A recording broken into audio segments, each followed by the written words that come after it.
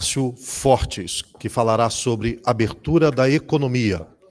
O secretário de Produtividade do Ministério da Economia, senhor Carlos da Costa, que falará sobre produtividade.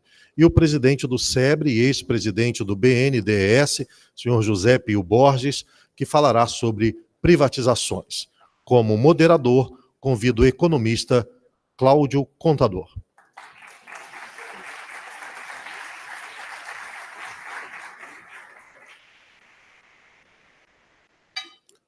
Conforme consta da programação, esse painel tem a duração de 60 minutos.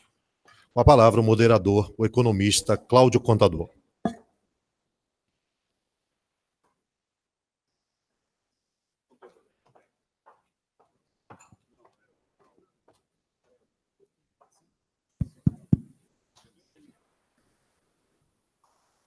Bom dia para todos. Obrigado pela presença. Bem, depois desse painel inaugural, com as palavras do nosso vice-presidente, general Hamilton Mourão, cabe a esse nosso grupo aqui dar o início praticamente à abordagem técnica. Alguém tem a programação? Quero questão da ordem aqui. Obrigado. Sim, ok. Então, nós temos os três palestrantes principais. Márcio Fortes, amigo, professor convidado da Columbia University. Está sendo um prazer enorme te rever aqui, Márcio. O Carlos da Costa, também o nosso secretário de Produtividade do Ministério da Economia, e o Zé Pio Borges, presidente do SEBRE e ex-presidente do BNDES. Prazer enorme tê-los aqui, eu me sinto muito prestigiado por estar sendo moderador desse grupo. Bem, nós temos uma hora, exatamente uma hora, não há capitalismo sem competição, temos três palestrantes, então eu gostaria de passar logo primeiro para o Márcio Fortes, e depois deixar as perguntas, eventualmente qualquer intervenção no final. Ok, Márcio? Obrigado. Precisa de controle de tempo para você, não? Não. Eu tenho...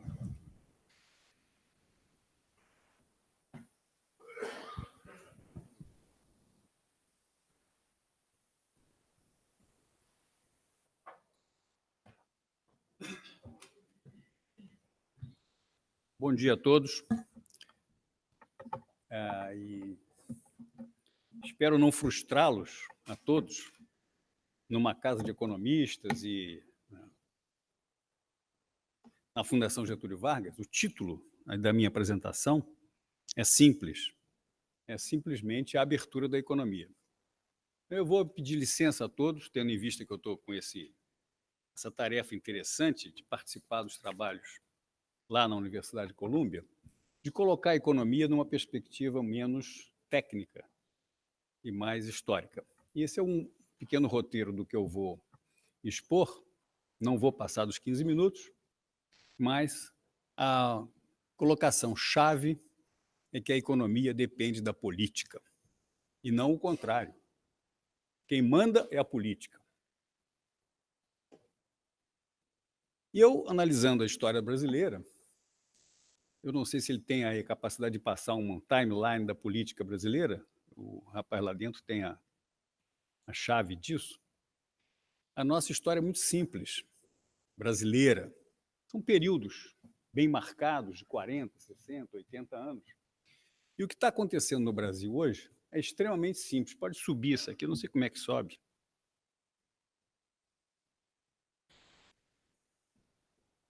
Enfim, essa linha do tempo que está bem explicitada, ela continua para baixo na história política brasileira. Ela informa que o que nós estamos vivendo agora, hoje, no Brasil, em 2019, é o fim de um ciclo.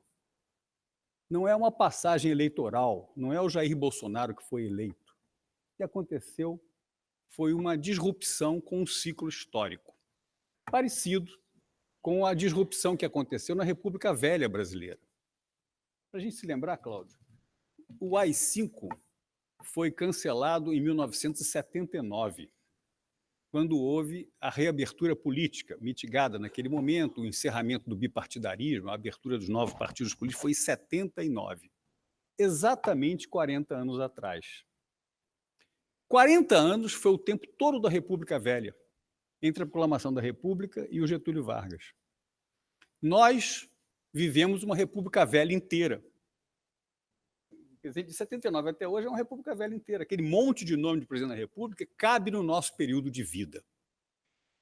A ascensão do Getúlio Vargas, me arrisco até a dizer bobagem, na casa da Fundação Getúlio Vargas, com CPDOC amparando aqui o pensamento, foi um rompimento com o status quo que existia da República Velha. O Getúlio Vargas tomou conta do poder apoiado pela opinião pública. Não houve uma eleição exatamente para isso, mas foi amplamente apoiado da opinião pública, que não aguentava mais aquela dualidade velha guarda da República Velha. A mesma coisa aconteceu agora. A eleição do Jair Bolsonaro, com as suas mensagens, com todo o seu aparato de pensamento e a sua orientação na área econômica, vieram para encerrar um ciclo de 40 anos que não tinha se esgotado. É curioso pensar que não foi contra o PT que o Jair Bolsonaro foi eleito, foi contra tudo e contra todos, amparado por uma série de instrumentos, a luta contra a corrupção, o juiz Sérgio Moro. Nós acompanhamos isso tudo no ano passado. Mas não foi contra o PT, foi contra o Sérgio Cabral, foi contra o Nordeste, foi contra uma série enorme de tradições que começaram no rompimento do AI-5. A primeira eleição para governadores, em 82, é quando começou a ser eleita, ser redigida a nova Constituição de 88. Mas os atores, aqueles que perderam a eleição em 2018, eram os mesmos de 82. Não é preciso nomear. Os que foram derrotados em 18 não foram apenas os petistas. Foram os tradicionais políticos que tinham construído o fim do AI-5 e a retomada do partidarismo brasileiro. Nesse contexto de transformação, é que nós temos que entender o que vai acontecer com a política, com a economia brasileira. Pode voltar para o meu roteiro, por favor? Ali atrás. Isso. Não, o roteiro aqui embaixo. Não. Isso. Está ótimo. Muito bem. Então, eu coloquei ali que um novo ciclo tem início, falando de política e economia. O novo ciclo, que terminou em 2018, é marcado pelo sectarismo, pelo fundamentalismo, num sistema econômico que esgotou-se. O nosso ilustre vice-presidente mencionou algumas características disso. Quer dizer, construir um novo modelo econômico é romper com toda uma, já hoje, tradição de oportunismo, populismo, corporativismo, protecionismo e etc. E a orientação que está sendo dada é de transformar a nossa política numa política de economia liberal, liberalizante, privatizante, que apele à iniciativa das pessoas. Temos uma enorme oportunidade. Essa oportunidade é dada pelas características brasileiras, nós conhecemos bem o nosso país, sabemos o que temos, e eu listei superficialmente 3 ou 4 aspectos: o mercado, o perfil da sociedade, a índole da população, nossa tradição democrática, a macroeconomia, os recursos naturais e a infraestrutura existente também, que não é das mais brilhantes, mas existe. Nós temos energia elétrica em todos os cantos do Brasil, por exemplo. Temos telefonia. Nós temos infraestrutura. São aspectos positivos que orientam a oportunidade para um novo modelo econômico, baseado em abertura. Mas temos questões a enfrentar. E, rapidamente, eu vou listar aqui.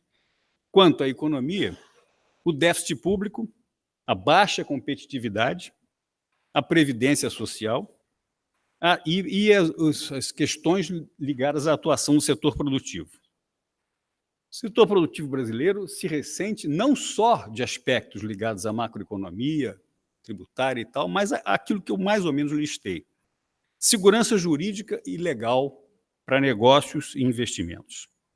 Acesso a recursos financeiros adequados. Atmosfera favorável a negócios. Não temos atmosfera favorável aos negócios, não. a legislação trabalhista, que, embora sendo tocada e reformada em certa parte, ainda é um grande obstáculo, e o acesso à inovação, à competitividade e o sistema tributário. Quanto à questão, as questões não econômicas, nosso grande desafio é a responsabilidade ambiental e antropológica. Isto é absoluto e completamente fundamental para que possamos fazer a abertura da economia atendendo àquilo que é necessário. Baixos padrões de políticas públicas de saúde e educação e segurança pública. Para encarar esses aspectos, nós temos alguns constrangimentos. Os militares chamariam de óbices. Lá na Escola Superior de Guerra chama óbice. Constrangimentos, dificuldades de fazer. A primeira delas é que nós temos que ter sempre em mira a nossa taxa de desemprego. O grande indicador do sucesso da economia, ou não, foi a inflação. Foi uma porção de aspectos de natureza macroeconômica. Hoje, acreditem, né, Marcelo, é a taxa de desemprego. A segurança pública e o crime organizado, que marcam o dia a dia da nossa população e das nossas empresas. O presidencialismo de coalizão, como disse aqui o nosso vice-presidente, a fragmentação partidária e a perda do prestígio internacional do país, que hoje é marcante. O relacionamento da União com estados em crise e municípios. As deficiências do sistema judiciário. Entre elas, uma crescente proeminência do Ministério Público e da Polícia. O financiamento da atividade política, falou-se aqui também, quanto custa. Podemos comentar um pouco mais a questão do voto distrital, isso, aquilo, está certo? Tá, não. Eu fui deputado 12 anos, federal. Trabalhei para a instituição do voto distrital e do parlamentarismo. Não é fácil. Não é fácil para começar, para constituir o que é um distrito. Um distrito na cidade do Rio de Janeiro teria que ter 300 mil eleitores. A Rocinha, a Gávea e o Leblon são o mesmo distrito? Você vai separar por geografia ou por renda da população? Por cultura, vai fazer uma estatística? E assim é, certo? Copacabana, Botafogo e tal, Laranjeiras é um distrito, tá bem. Qual é o perfil dessa população? Quem vai ser eleito aí? Não é fácil, mas é desejável. O colapso reputacional de políticos, líderes, autoridades e referências. Atualmente é mais ou menos assim. Você é deputado? Então o que você está falando não vale. Você é suspeito por definição. Dificuldade para intermediação de conflitos por partidos, sindicatos e igrejas. Ali escrito. Por incrível que pareça, uma burocracia crescente. Aqueles que lidam circunstancialmente com o estamento público brasileiro sabem a que me refiro. Não é por informatizar a maioria dos sistemas que a burocracia diminui. Ao contrário, observam alguns que a informatização piorou, porque você perde a instância do recurso, do diálogo, não é? O RH do serviço público, recurso humano do serviço público, essa expressão eu colei do Armínio Fraga nas páginas amarelas, que está na revista Veja desse fim de semana. RH do serviço público. É caótico. É caótico porque os mais capazes não se promovem, os menos capazes não são punidos, os desidiosos, às vezes até, se colocam em posições de mais prestígio e o compromisso com o serviço público é diminuto. As empresas estatais, com suas várias características, sem preconizar inicialmente e radicalmente uma privatização, mas a dualidade empresa e serviço público, administração direta, está mal resolvida no Brasil. Houve um tempo em que não estava tão bem resolvida, agora é assim. Uma oposição ultrapassada, não propositiva e desarticulada. O último item ali. E o que mais me agrada é apreciar a nova elite. Eu estou falando de dificuldades para encarar os problemas brasileiros e implantar um novo modelo na economia. Então, há uma nova elite. E a nova elite é o estamento de Brasília. Brasília é uma coisa muito curiosa. Nós moramos lá, eu e a Celinha, minha mulher, há algum tempo, e algumas vezes. O que se conversa no fim de semana quando não há mais ministros, nem deputados, nem senadores, nem ninguém, é um corporativismo personalista, é mais grave. É uma permanente contagem de vantagens adquiridas. A palavra mais falada em Brasília, Cláudio, é incorporação. Você sabe o que é incorporação? Não é fazer prédio, não. É juntar no vencimento permanente a gratificação por exercício de função de confiança, que faz com que uma pessoa que nominalmente receba 8 mil, na realidade, receba 38 mil. Vai acumulando. Isso é a grande preocupação. Brasília está na 4ª geração. As pessoas que estão lá com 25, 30 anos são filhos de pais nascidos em Brasília. Não conhecem o resto do Brasil. Não sabem dirigir automóvel nas outras cidades.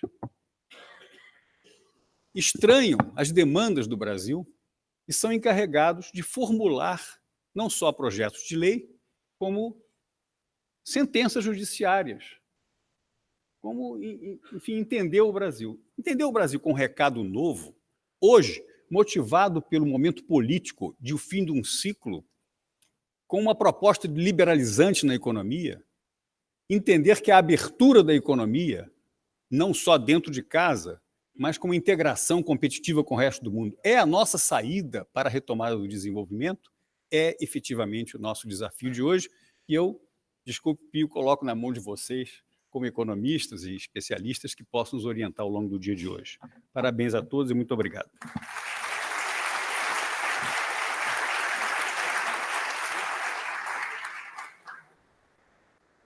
Tempo que não. Passar logo em seguida para o Carlos da Costa, por favor.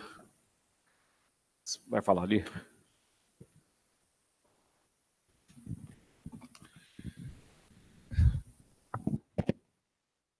Muito bom dia a todos.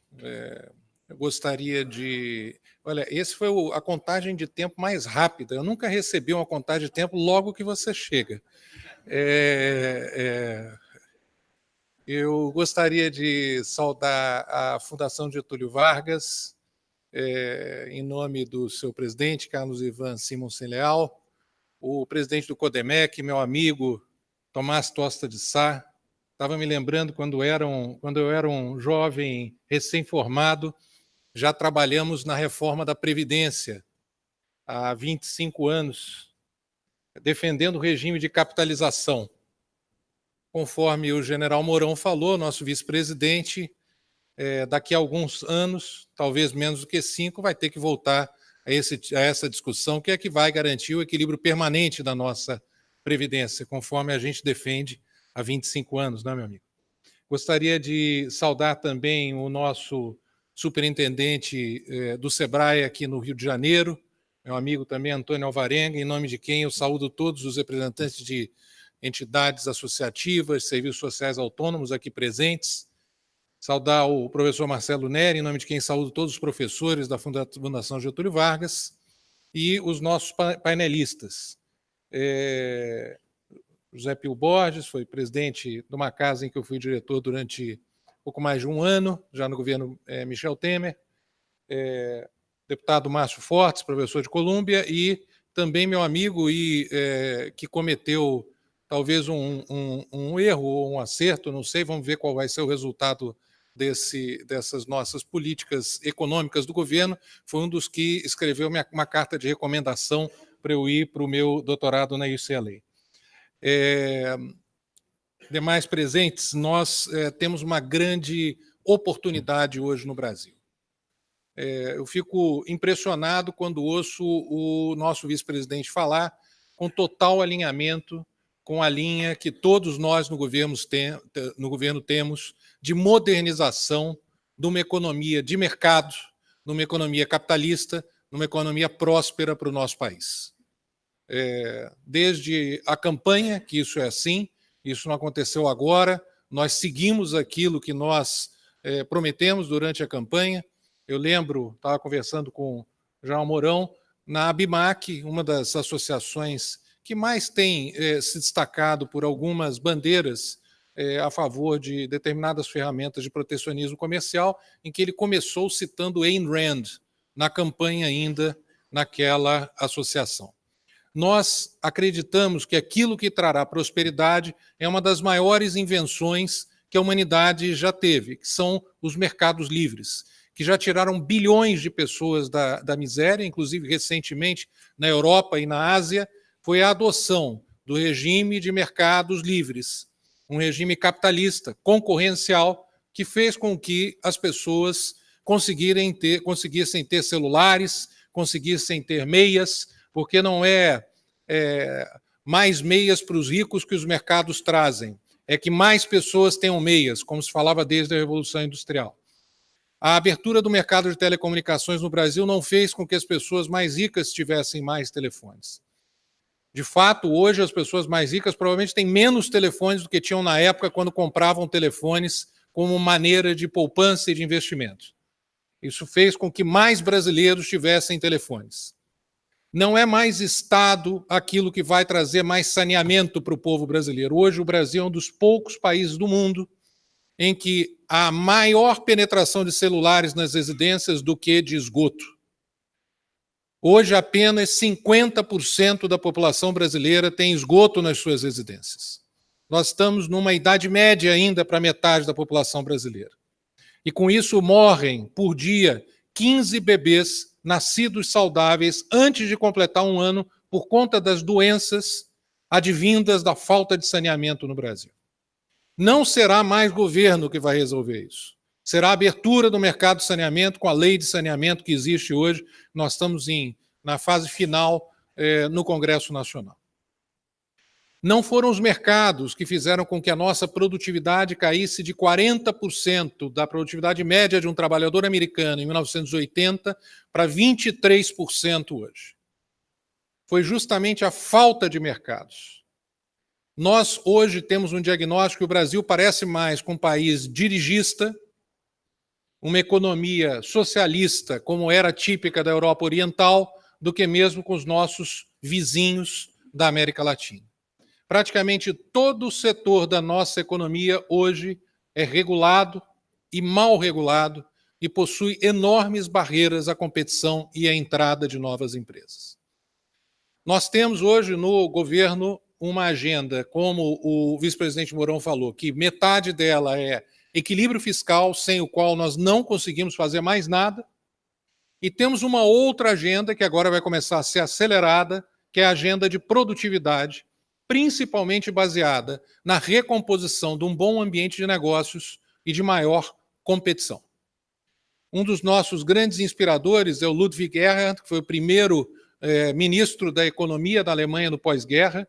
Tem um livro que eu recomendo a todos, chamado Prosperity Through Competition, que fez com que a Alemanha se tornasse, à época, a economia mais produtiva do mundo, muito mais produtiva em termos relativos até do que antes da Segunda Guerra Mundial, por meio da abertura dos mercados. Não foi fácil, eles sofreram enorme oposição, mas foi a combinação de coerência, paciência, persistência, credibilidade, o que fez com que aquele país se tornasse um país tão próspero, por meio de mercados que funcionam.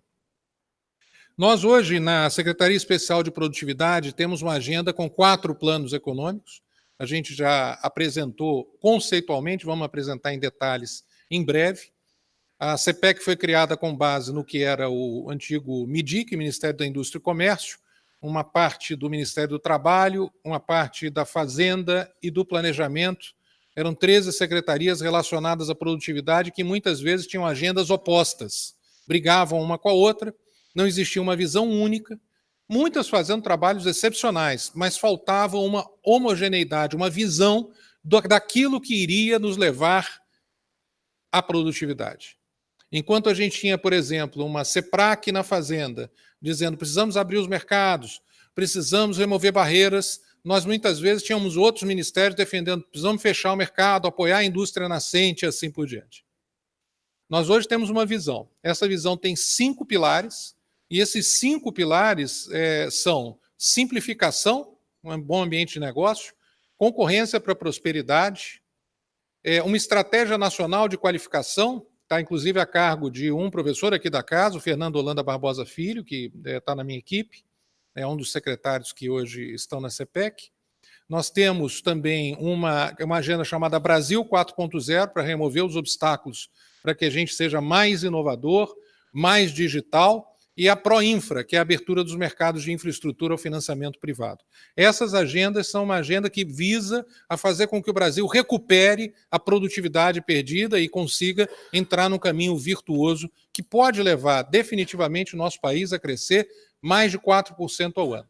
Muita gente fala mais de 4% ao ano. Sim, se a gente conseguir em 10 anos recuperar essa defasagem de 40% para 23%, nós crescemos pelo lado da oferta e, portanto, sem impacto sobre a inflação, mais de 4% ao ano.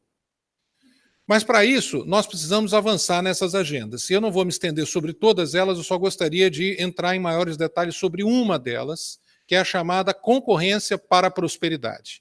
É a recuperação da estrutura concorrencial dos nossos mercados nas mais diferentes setores.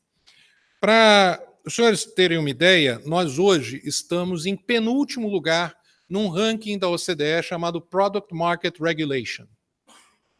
É um indicador muito interessante que mede as barreiras à entrada de novas empresas, as barreiras internas à competição, barreiras a comércio e investimento, tudo aquilo que prejudica o comportamento saudável dos mercados. Nós viemos ladeira abaixo nos últimos anos. Esse indicador ele é calculado a cada 5 anos. Em 2013, nós éramos o quarto de baixo para cima de 47 países, nós perdíamos para a Indonésia, China e Índia. E no ano passado, nós conseguimos fazer o feito de piorar nesse ranking. Esses 3 países nos passaram e teve um país que conseguiu fazer um trabalho pior ainda, que foi a Argentina. Então, nós só não estamos em último lugar porque a Argentina conseguiu fazer pior do que a gente a lição de casa. A Argentina agora é o último, nós somos o penúltimo nesse indicador. A vantagem é que nós já sabemos, tem um indicador, nós temos todos os estudos sobre cada setor e agora nós precisamos recuperar o capitalismo para o Brasil. Nós precisamos nos afastar do capitalismo de Estado, de uma economia dirigista, que fez com que nós nos afastássemos da competição, da inovação, daquilo que traz a prosperidade, e remover essas barreiras, que é o que nós já estamos fazendo. Alguns casos que nós conseguimos avançar nos primeiros meses foi o mercado de medicamentos, por exemplo, que nós começamos a abrir. O Brasil era ainda um dos 3 países do mundo que controla preço de medicamento, mesmo que não é para compra pública. Os países costumam ter preços de medicamentos definidos pelo governo quando são para compras públicas. Nós começamos a desregulamentar, nós liberamos os preços dos chamados MIPs, medicamentos isentos de prescrição. E o interessante é que tinham preços máximos, mas nenhum medicamento isento de prescrição praticamente era vendido pelo preço máximo, o que era um paradoxo. Por que é que existem, portanto, os preços máximos? E tínhamos uma hipótese. A hipótese era a seguinte, que era um mercado que usava os preços máximos para coordenar aumentos de preços. Ou seja, a própria regulação, que, pela boa intenção provavelmente de alguém, foi criada para que os preços dos medicamentos não fossem tão altos, estaria fazendo com que os medicamentos fossem mais altos do que aqueles que prevaleceriam caso nós tivéssemos ambiente de mercado. E aí nós fizemos um teste. Olha, o que acontece quando o preço máximo, que não é restritivo, a non-binding, aumenta? Em princípio, não deveria acontecer nada, porque naquele minuto, naquele dia em que o preço máximo aumenta, não aconteceu nada que nem de oferta e nem demanda que justificasse um aumento num preço que estava abaixo do preço máximo. E nós observamos que, em geral, todos os preços aumentavam na mesma proporção. Era um preço foco para coordenar cartel. O cartel não necessariamente voluntário, mas todos seguiam aquilo, era um mecanismo em teoria dos jogos, com os 2 jogos repetidos, aquilo ali era o preço foco que todo mundo seguia aquele preço. Aí o que nós fizemos? Nós acabamos com o preço máximo. Uma das associações do setor veio me falar o seguinte, Carlos, tem algumas indústrias que estão confusas. Por quê? Porque não sabem qual é o preço. Como assim não sabe? Não, porque tinha o preço que era mais ou menos o indicador ali da margem, do não sei o quê. Eu falei, poxa, bem-vindo ao capitalismo. Bem-vindo ao capitalismo. Vão ter, né, oferta, demanda, concorrência, buscar um mecanismo de tateamento no mercado, pensando em economia austríaca, um mecanismo de transmissão de informações. Né? Então, o que está acontecendo? Nós estamos monitorando os preços dos medicamentos isentos de prescrição em relação aos controlados estão caindo. Após a liberação no preço máximo. Olha que interessante. Nós tivemos agora, estamos começando o choque do preço do mercado de gás. Era um mercado que a Petrobras comprava $2 na média lá no poço das International Oil Companies e vendiam o gás. O gás chegava a 13 depois de passar por transporte, distribuição e assim por diante, das indústrias. As indústrias que dependiam do gás, como a indústria de cerâmica, a indústria de vidro, a indústria da construção, a indústria química, estavam sendo destruídas pela falta de mercado. Não havia nenhuma lógica na definição desse preço, a não ser um monopolista controlando os fluxos, os canais pelos quais o produto passava. Nós estamos liberalizando o mercado. O professor Carlos Langoni, aqui da casa, também foi um grande parceiro nesse caminho, e nós esperamos que o preço caia cerca de 40%. Nosso gás era um dos mais caros do mundo, quando nós tínhamos lá na plataforma um dos gases mais baratos do mundo. A tragédia é real. Eu me lembro há uma semana, uma tristeza de saber que, na frente do ministro Bento, um empresário do setor de cerâmica de Sergipe, que era para ter um gás super barato, pegou uma arma e deu um tiro na boca e se suicidou. Não é apenas uma questão de números, de planilhas, de modelos, de Gauss, de R, de todas as programações que a gente se diverte. Eu já não divirto há muito tempo. Essa destruição dos nossos mercados teve consequências graves sobre o Brasil, sobre o brasileiro, sobre o empresário que luta dia e noite para sobreviver. O Brasil se tornou inviável. 107º lugar no ranking de Doing Business. 107º. Agora penúltimo em Product Market Regulation. Nós estamos desfazendo isso tudo. O Simplifica é um programa de melhoria contínua de tudo aquilo, desde os que mais atrapalham, no que nós estamos implementando. Bom, acabamos com o E-Social, vamos acabar com o Bloco K, tudo aquilo. O que é que mais atrapalha o empresário? Nós estamos acabando com tudo aquilo para simplificar e criar um melhor ambiente de negócio. No Concorrência para a Prosperidade, já começamos então com medicamentos, com gás, com crédito, com cadastro positivo, empresa simples de crédito. O cadastro positivo já estava fora de consideração para ser aprovado, tinham desistido de aprovar o cadastro positivo, nós recuperamos e aprovamos sem nenhum destaque que o descaracterizasse. Setor aéreo, se alguém duvidava da credibilidade, da coerência, da vontade, da persistência do nosso presidente no caminho de uma economia liberal, quando ele vetou a proibição de cobrança de bagagem, ele deu um sinal claro, inclusive no live dele parecia Milton Friedman falando. Não, porque se cobrar pela bagagem, então quem paga mais vai ter que, e não usa bagagem, é pior eficiência, o mercado acontece isso, aí a empresa aérea quer entrar. Ele deu uma aula de microeconomia. Nós temos hoje um governo coerente, portanto, e vem por aí.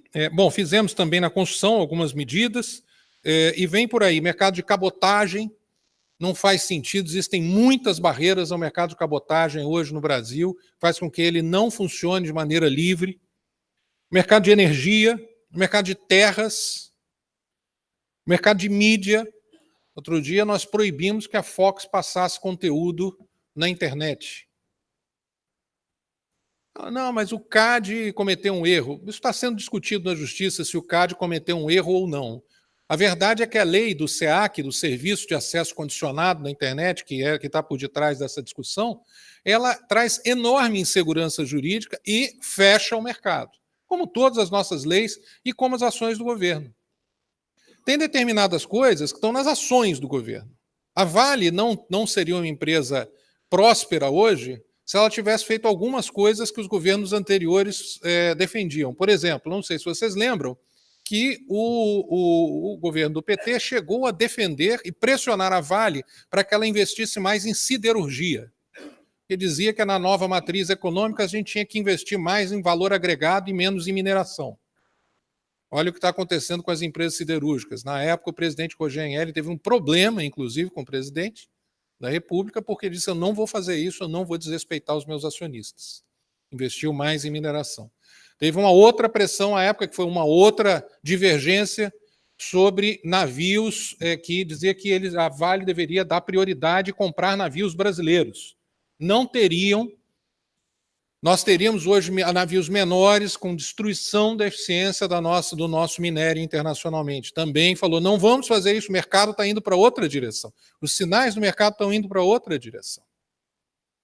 Então, nós temos uma série de casos. Temos, por exemplo, eu vou dar um último exemplo, o turismo náutico. Esse é um caso para a gente entender como é que as coisas vão erodindo os mercados e fazem com que eles sejam destruídos. Na Europa, hoje,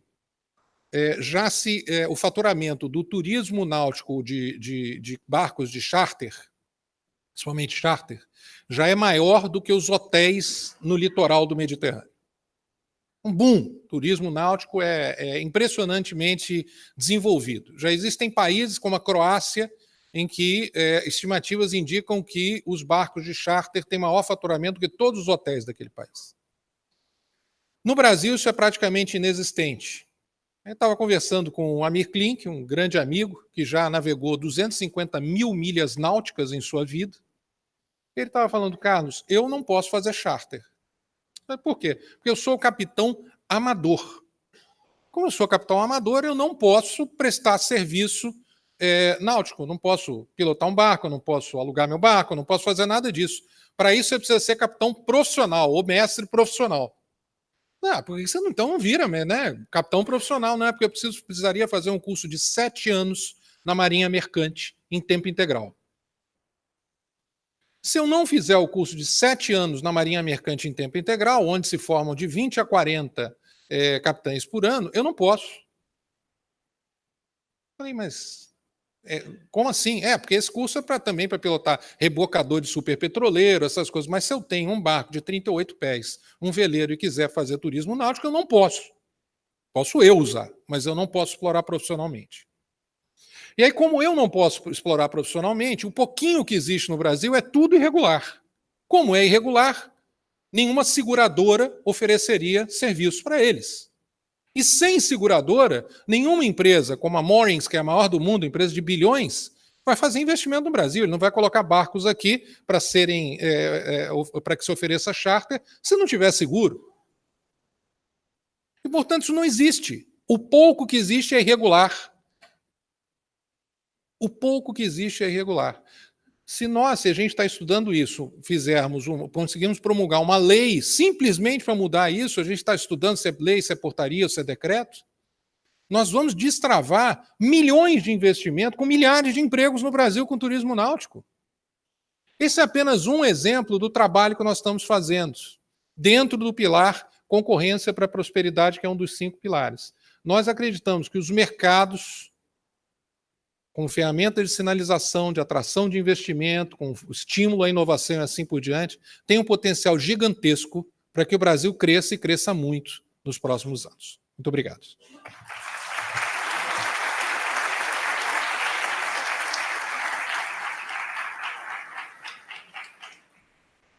Obrigado, Carlos. Prazer muito grande revê-lo também. Eu já não me lembrava que eu lhe dei essa carta. Se lembrava. Generoso, né? Por favor, Pio Borges.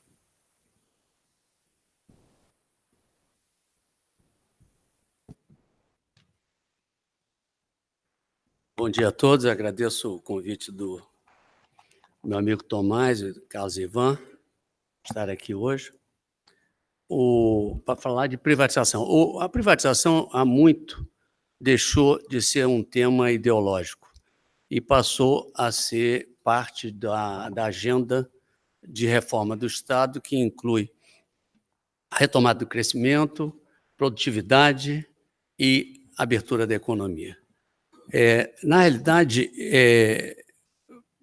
depois dos anos do milagre dos anos 70, quando houve o primeiro choque do petróleo e o segundo em seguida, o então ministro da Planejamento, Reis Veloso, criou o segundo PND, e que previa aquele Programa Nacional de Papel e Celulose, Programa Nacional de Fertilizantes, todo aquele programa de substituição de importações de insumos básicos e bens de capital, que criou uma indústria moderna, né, e com escala.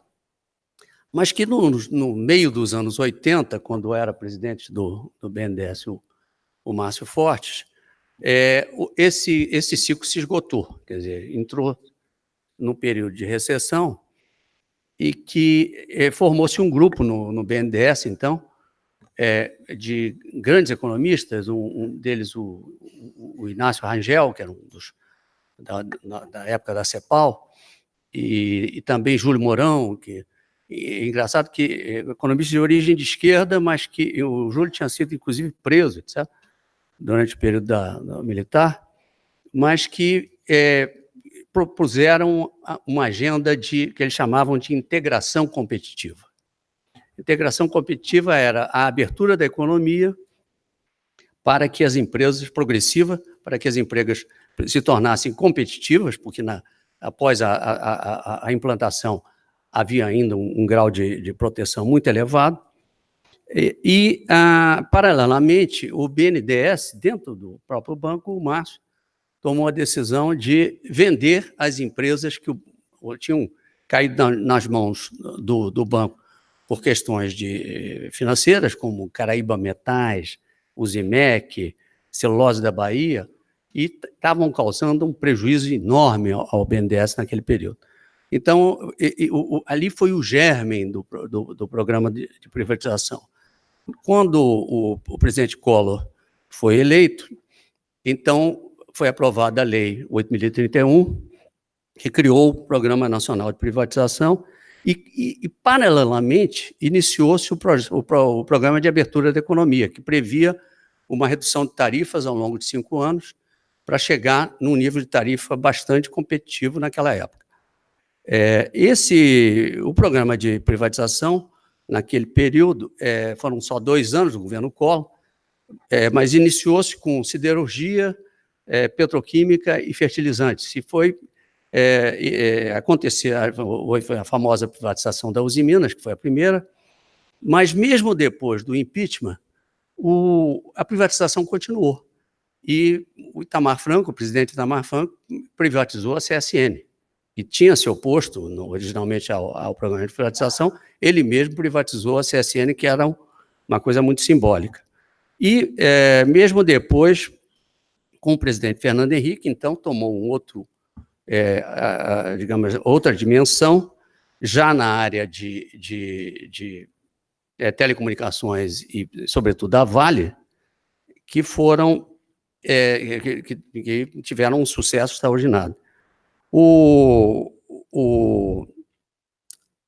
Naquele período, já no final do governo Fernando Henrique, as privatizações atingiram mais de 120 bilhões de dólares, incluindo Telebrás, Vale, etc. Telebrás não precisa nem falar, quer dizer, antes da privatização, o Márcio mencionou aqui, havia 10 milhões de telefones celulares no Brasil. Hoje tem mais celular do que a população, tem 200 e tantos milhões de celulares. A Vale, o Carlos mencionou que na época da privatização foi estimado o valor dela por 12 bilhões de dólares e chegou, anos atrás, no período de alta do minério, a 200 bilhões. Quer dizer, apesar das interferências que foram tentadas no governo PT, de fazer o Roger investir em siderurgia, etc., que felizmente não ocorreram, não foram para frente, ela continua uma empresa competitiva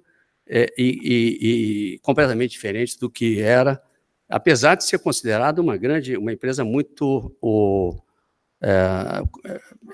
digamos, bem gerida, mesmo antes da privatização. Por quê? Porque era voltada para exportações, portanto, era preciso que ela fosse competitiva.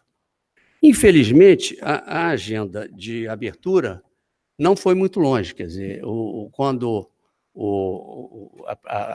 após o impeachment do presidente Collor, aquele programa de redução progressiva de tarifas foi paralisado. Durante o governo Itamar e mesmo o governo Fernando Henrique, a agenda de abertura não prosperou muito, quer dizer, não se conseguiu nenhum grande acordo comercial. Eu lembro quando o SEBRE foi criado há 20 anos atrás, os temas da agenda era a ALCA, União Europeia e Mercosul. Quer dizer, 20 anos depois, a ALCA afundou, nunca foi para frente. Agora conseguimos, finalmente, depois de 20 anos, concluir o acordo do Mercosul com a União Europeia.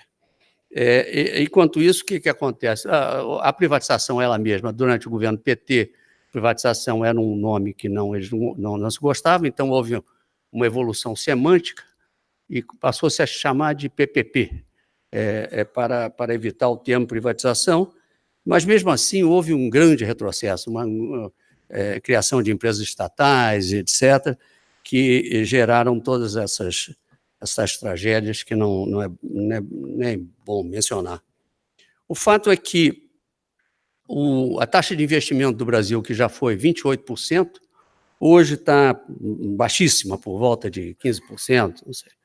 E o investimento em infraestrutura, que deveria ser da ordem de 4%, 5% do PIB, para pelo menos manter a infraestrutura num padrão razoável, ela está um pouquinho superior a 1%. Quer dizer, é um valor absolutamente ridículo. Felizmente, com o governo Temer já iniciou-se um processo de reversão dessa expectativa e agora há um aceno muito positivo na reversão, sobretudo na agenda competitiva, que eu acho que é o tema que a privatização está, de uma forma quase, digamos, ligada a isso, quer dizer, a agenda do aumento da competição no Brasil.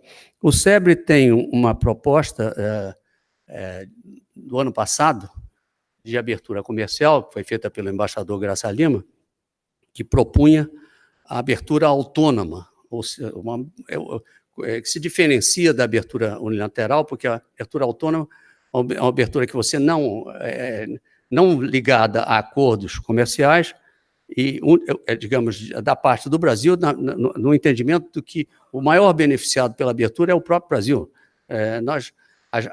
As contrapartidas que houverem são positivas, mas o principal beneficiário da abertura é o próprio país. De tal forma que esse acordo do Mercosul com a União Europeia foi um grande passo, certamente insuficiente. Espera-se que esse seja o primeiro de muitos acordos, quer dizer, o próximo é possível que seja com a Coreia do Sul, mas ele certamente está na direção correta e, embora, é claro, esse acordo iniciou-se a conversar sobre isso 20 anos atrás. A proposta veio há 15. Quer dizer, os temas desse acordo são temas de 15 anos atrás. Por exemplo, levar mais 15 anos para abrir a indústria automobilística é quase ridículo. Daqui a 15 anos, a indústria automobilística não existirá como é hoje. Certamente será completamente diferente. Então, ele tem um pouco desse anacronismo, porque foi concebido num outro período. Mas certamente foi um gesto extremamente positivo e na direção correta. Quanto à privatização, houve uma retomada de dinamismo ao longo do ano passado, já ainda no governo Temer. Esse primeiro semestre, todas as metas estão sendo cumpridas, mas eu acho que o grande potencial da privatização será no âmbito da Petrobras e da Eletrobras, quer dizer, nas subsidiárias da Petrobras e da Eletrobras. O Roberto Castelo Branco e juntamente com o Décio Oddone, da Anatel, da ANP, vinham com essa ideia, esse programa de privatização de parte da refinaria, que é extremamente importante e benéfica para a Petrobras, toda ela. E, sobretudo, do gás natural. Quer dizer, eu acho que o gás natural, que o Carlos mencionou aqui, será uma revolução no Brasil. Porque eu não tinha noção desses números, mas se o Brasil hoje produz mais ou menos 3,5 milhões de barris por dia. Se o Brasil vier a produzir 5,5 milhões, 6 milhões de barris, o gás associado da produção de petróleo será suficiente para fazer 2 Itaipus. Quer dizer, provavelmente uma no Rio de Janeiro e uma em São Paulo. Então, esse gás é um subproduto, quer dizer, ele é necessário, ele é decorrente da produção de petróleo, portanto, ele tem que ser vendido, como é no Texas, o shale gas, a $2 na plataforma. E ele pode chegar à indústria por $5, $4, $5. Portanto, a partir de 2021, haverá uma disponibilidade de gás que será certamente a forma de transição para no sentido de uma matriz energética com menor teor de carbono, quer dizer, o gás natural substituindo provavelmente o óleo diesel. Né? Então, é uma oportunidade enorme de investimentos para geração de energia, para indústrias de cerâmica e outras, como mencionou aqui o Carlos, e que será decorrente desses passos que a Petrobras vem tomando. Da mesma forma, quer dizer, é curioso que havia um projeto, no ano passado, de privatização da Eletrobras como um todo. Eu sempre achei, conversando com o Alqueires e outros, eu sempre achei que era um equívoco aquilo. Felizmente, quer dizer, às vezes o Supremo houve aquela decisão, a questionamento da venda do TAG lá para a Engie no Supremo, e o Supremo decidiu que as empresas mães não podem ser vendidas, mas as subsidiárias podem. Então, de uma forma quase transversa, eu acho que o programa de privatização do setor elétrico foi para o caminho correto, que é a venda dos ativos. A minha convicção é de que a soma das partes vale mais do que o todo. A venda da Eletrobras como um todo seria uma tragédia. Quer dizer, você tirar a Itaipu de dentro da Eletrobras, tirar a usina nuclear de dentro da Eletrobras, criar golden shares para limitar o poder de monopólio da Petrobras e, no fim, ter uma empresa que tenha 60% dos ativos de energia no país, era uma coisa complicadíssima que, a meu ver, ia desvalorizar os ativos. E a decisão do Supremo levará a um caminho que, a meu ver, é muito mais interessante. Tem certos problemas de limitação, de qual é o máximo que cada empresa poderá ter, mas os compradores estão aí, são a Enel, a Engie, a Energisa, a Neoenergia, fora as empresas de tecnologia, de investimento, como Brookfield, 20. Então, essa privatização será extremamente bem sucedida se for tratada com competência, como eu tenho certeza que será. E, obviamente, que a questão do saneamento talvez é a coisa mais trágica que existe no Brasil. Quer dizer, que boa parte do custo do SUS de saúde no Brasil é decorrente da falta de saneamento na maioria da população. Portanto, esse setor é fundamental que o programa de privatização prospere nesse setor de infraestrutura. Portanto, eu acho que o vice-presidente falou aqui da agenda de produtividade. Então, a abertura econômica, cujo primeiro passo foi esse do acordo do Mercosul com a União Europeia, mas espera-se outro. Semana passada tive com o ministro das Relações Exteriores, ele disse que o próximo está em pauta é o Coreia. E a privatização dos ativos da Petrobras, dos ativos da Eletrobras e, sobretudo, do setor de saneamento serão fundamentais para essa agenda de competitividade que o Carlos tanto mencionou aqui. Obrigado.